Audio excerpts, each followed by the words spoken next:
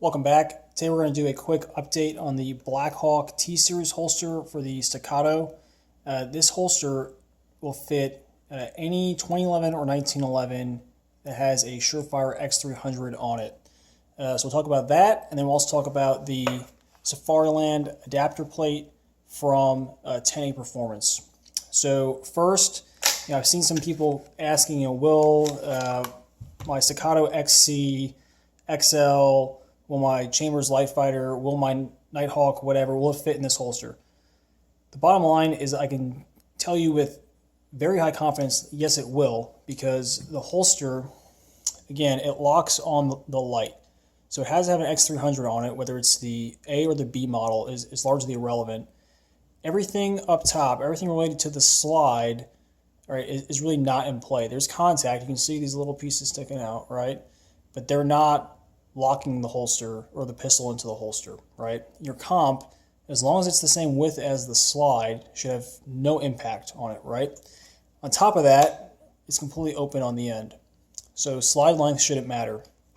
And we'll see that because this holster is really designed for the Staccato P, which is the 4.45 inch gun, right? So it is about a Glock 17 size. We have a 1911 5-inch gun, the X300A, and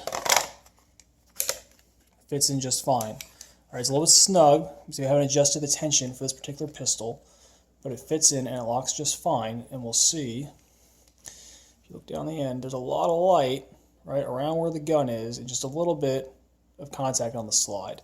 Does the very, very end of the pistol stick out? Yes, it does. But say you were to sit down and this would make contact with the ground, there still is enough plastic right on the end protecting it. But again, you see that little front sight sticking out because it's designed for a gun that's not 5 inches. But it doesn't matter, the gun fits in just fine. Right, we can see all the way down the sight channel. Right, there's plenty of room in there for any kind of optic you're going to have. I know it probably does not fit the SRO. In fact, I know for a fact it does not fit the SRO. But any RMR size optic should fit just fine. We'll see about the Acro or something like that in the future. And it comes out and locks just fine. Right, Chambers custom light fighter. Right, it has a comp, but it is normal dimensions otherwise. You got the B model, right, the screw down one. All good. All right, no issues here. Locks just fine. Comes out just fine.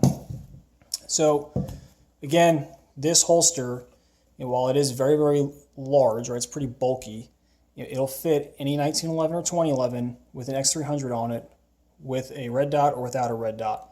It locks on the light. It doesn't matter whether your gun has serrations on it, a comp on it, anything like that, it will fit in the holster.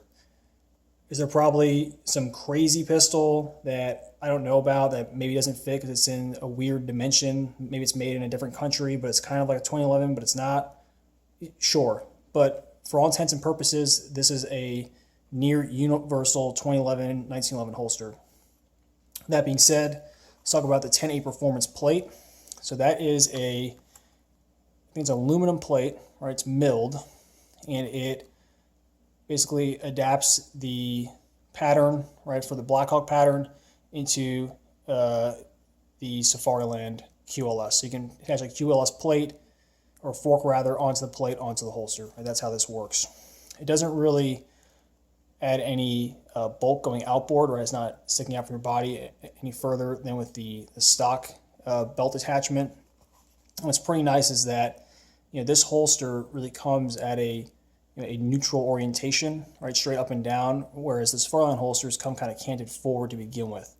So you can see I've canted this holster kind of back a little bit, which is what I prefer, and that gives me what I think is a more ergonomic draw. It's more comfortable. I've been using this with the True North Concepts aluminum belt attachment there, and it's super stable. It locks up. It doesn't have any flop. I don't need the leg strap. It's doing a really good job. So huge shout out to 10A Performance. They did a really good job, or as really Hilton Yam did a really good job of designing this, getting it to market, and this is the one that I would go with. All right, it's definitely worth the money. It's quality, right, and it's boring. Right, it goes on. You attach your QLS fork to it, and that's it. Go to work.